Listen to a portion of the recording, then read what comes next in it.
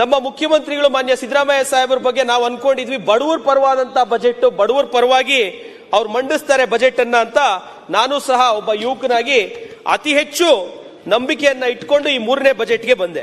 Continuous ಆಗಿ ಸಾಹೇಬ್ರೆ ಏನು ನಮ್ಮ ಮುಖ್ಯಮಂತ್ರಿಗಳು ಮಂಡಿಸಿರುವಂತಹ ಪ್ರತಿ ಬಜೆಟ್ ಅಲ್ಲಿ ಇವತ್ತು ಅವ್ರು ಜಸ್ಟಿಫೈ ಮಾಡ್ತಿರುವಂತದ್ದು ಅವ್ರ ಪ್ರಣಾಳಿಕೆಯಲ್ಲಿ ಬಿಡುಗಡೆ ಮಾಡಿದಂತ ಗ್ಯಾರಂಟಿ ಸ್ಕೀಮ್ಗಳಿಗೆ ಬಿಟ್ಟು ಏನು 52,000 ಕೋಟಿ ಅಂದ್ರೆ ಮೊನ್ನೆ ಮುಖ್ಯಮಂತ್ರಿಗಳನ್ನ ನಾವು ಅನುದಾನ ಕೇಳಕ್ಕೆ ನಮ್ಮ ಮಾನ್ಯ ನಾಯಕರಾಗಿರುವಂತಹ ಅಶೋಕ್ ಸಾಹೇಬ್ರ ಜೊತೆ ಹೋದಾಗ ಪ್ರತಿ ಕ್ಷೇತ್ರಕ್ಕೆ ನೇರವಾಗಿ ಬಜೆಟ್ ಅಲ್ಲೇ ಅಕೌಂಟ್ಗೆ 250 ಕೋಟಿ ಬರುತ್ತೆ ಅಂತ ಹೇಳಿ ಮಾನ್ಯ ಮುಖ್ಯಮಂತ್ರಿಗಳು ಹೇಳ್ತಾ ಇದ್ದಾರೆ. ನಾವು ಸಹ ಬಂದ್ಮೇಲೆ 3 ಬಜೆಟ್ ಆಯ್ತು, 2 ವರ್ಷ ಆಯ್ತು ಸರ್.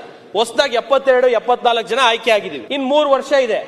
ಈ ಬಜೆಟ್ ಅಲ್ಲಾದ್ರೂ ಏನಾದ್ರೂ ದೊಡ್ಡ ಗಾತ್ರದ ಏನಾದ್ರೂ ಅನೌನ್ಸ್ಮೆಂಟ್ಸ್ ಮಾಡ್ತಾರೆ, ಯಾವ್ದಾದ್ರು ಗುದ್ಲಿ ಪೂಜೆಗಳು ಮಾಡೋಣ, ಹೊಸ ಕೊಡುಗೆಯನ್ನ ನಮ್ಮ ಕ್ಷೇತ್ರಗಳಿಗೆ ನಮ್ಮ ಜಿಲ್ಲೆಗೆ ತಗೊಂಡೋಗೋಣ ಅಂತ ಹೇಳಿ ನಾವು ಕಾಯ್ತಾ ಇದ್ವಿ. ಆದ್ರೆ ಸಾಮಾನ್ಯ ಜನರ ಕಷ್ಟಕ್ಕೆ ಸ್ಪಂದಿಸುವಂತ ಯಾವುದೇ ಹೊಸ ಯೋಜನೆಯನ್ನ 3ನೇ ಬಜೆಟ್ ಅಲ್ಲೂ ಸಹ, ಈ ಸರ್ಕಾರದ 3ನೇ ಬಜೆಟ್ ಅಲ್ಲೂ ಸಹ ಮಾನ್ಯ ಮುಖ್ಯಮಂತ್ರಿಗಳು ಈ ಬಾರಿ ಯಾವುದು ಮಂಡಿಸಿಲ್ಲ.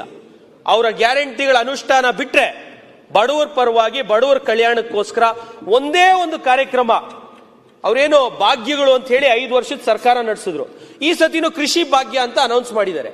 ಕೃಷಿ ಭಾಗ್ಯದಲ್ಲಿ ರೈತರಿಗೆ ಏನ್ ಕೊಡ್ತಾ ಇದ್ದೀರಾ? ಕೇವಲ ಕೃಷಿ ಹೊಂಡ ಬಿಟ್ರೆ ಕೃಷಿ ಭಾಗ್ಯದಲ್ಲಿ ರೈತರಿಗೆ, ರೈತರ ಮಕ್ಕಳಿಗೆ, ರೈತರ ಮಕ್ಕಳ ವಿದ್ಯಾಭ್ಯಾಸಕ್ಕೆ ಈ ಸರ್ಕಾರ ಏನು ಕೊಡ್ತಾ ಇಲ್ಲ. 4 ಕೋಟಿ ಜನಸಂಖ್ಯೆ ಹೊಂದಿರುವಂತ ರೈತರಿಗೆ ಈ ಸರ್ಕಾರದ ಕೊಡುಗೆ ಕಳೆದ 3 ವರ್ಷಗಳ ಬಜೆಟ್ ಅಲ್ಲಿ ಮತ್ತು ಈ ಬಜೆಟ್ ಅಲ್ಲೂ ಸಹ ಶೂನ್ಯ. ಇದ್ರ ಜೊತೆಗೆ ನಾನು ಸರ್ಕಾರದ ಈ ಬಜೆಟ್ ಅನ್ನ ಓದುವಾಗ ತುಂಬಾ ಅದ್ಭುತವಾಗಿ ಅವರು ಒಂದು 6 ಅಭಿವೃದ್ಧಿ ಆಯಾಮಗಳನ್ನ ಗುರುತಿಸಿ ನಾವು ಕಾರ್ಯಕ್ರಮಗಳನ್ನ ಹೊರಡಿಸಿದೀವಿ ಅಂತ ಹೇಳಿದ್ದಾರೆ. 6 ಆಯಾಮ ಗುರುತಿಸಿರುವಂತದ್ದು. ಮೊದಲನೇ ಆಯಾಮ ಕಲ್ಯಾಣ ಕಾರ್ಯಕ್ರಮಗಳು ಅಂದ್ರೆ ಗ್ಯಾರಂಟಿಗಳು. ಅವ್ರ ಅಜೆಂಡಾ ಕ್ಲಿಯರ್ ಇದೆ. ನಮ್ಮ ಎಲೆಕ್ಷನ್ ಮ್ಯಾನಿಫೆಸ್ಟೋಲ್ಲಿ ಏನ್ ಹೇಳಿದ್ವಿ ಆ ಗ್ಯಾರಂಟಿಗಳನ್ನ ಕೊಡ್ತೀವಿ. ಗ್ಯಾರಂಟಿಗಳು ಘೋಷಣೆ ಮಾಡಿದ್ದವರು ಅದನ್ನ ಅನುಷ್ಠಾನ ಮಾಡ್ತಾ ಇದ್ದಾರೆ.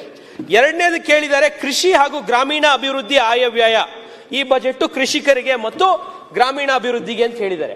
ಕೃಷಿಯಲ್ಲಿ ಒಂದು ಮುಖ್ಯವಾಗಿ ಹೇಳಿರುವಂತದ್ದು ಪ್ರತಿದಿನ 1 ಕೋಟಿ ಲೀಟರ್ ಹಾಲನ್ನ KMF ತಗೊಂತಾ ಇದೆ ಅಂತ ಹೇಳಿ ಬಜೆಟ್ ಅಲ್ಲೂ ಹೇಳಿದ್ದಾರೆ ಮತ್ತು ರಾಜ್ಯಪಾಲರ ಭಾಷಣದಲ್ಲೂ ಹೇಳಿದ್ದಾರೆ. ನಾನು ಈ ಮೂಲಕ KMFಗೆ ಹಾಗೂ ಪಶುಸಂಗೋಪನಾ ಹಾಗೂ ಕೃಷಿ ಇಲಾಖೆಗೆ ಧನ್ಯವಾದಗಳನ್ನು ಸಲ್ಲಿಸ್ತೀನಿ. ಇವತ್ತು ರೈತರು ಹೆಮ್ಮೆಯಿಂದ ಸ್ವಾವಲಂಬಿಯಾಗಿ ಯಾರೋ ಮನೆಗೆ ಕೂಲಿ ಆಳುಗಳಾಗಿ ಹೋಗದೆ ಅವ್ರ ಮನೆಯಲ್ಲಿ ಇದ್ದಾರೆ ಅಂದ್ರೆ ಅದು KMF ನಿಂದ ಅವ್ರು ತಗೊಂತಾ ಇರೋ ಹಾಲಿಂದ ಮತ್ತು ಸರ್ಕಾರ ಕೊಡ್ತಿರುವಂತ 4 ರೂಪಾಯಿ ಪ್ರೋತ್ಸಾಹದಿಂದ. ಇದು ಬಿಟ್ರೆ 5 ರೂಪಾಯಿ, ಇದು ಬಿಟ್ರೆ ಯಾವುದೇ ಕಾರಣಕ್ಕೂ ಕೃಷಿಕರಿಗೆ ಈ ಬಜೆಟ್ ಅಲ್ಲಿ ಏನು ಕೊಟ್ಟಿಲ್ಲ.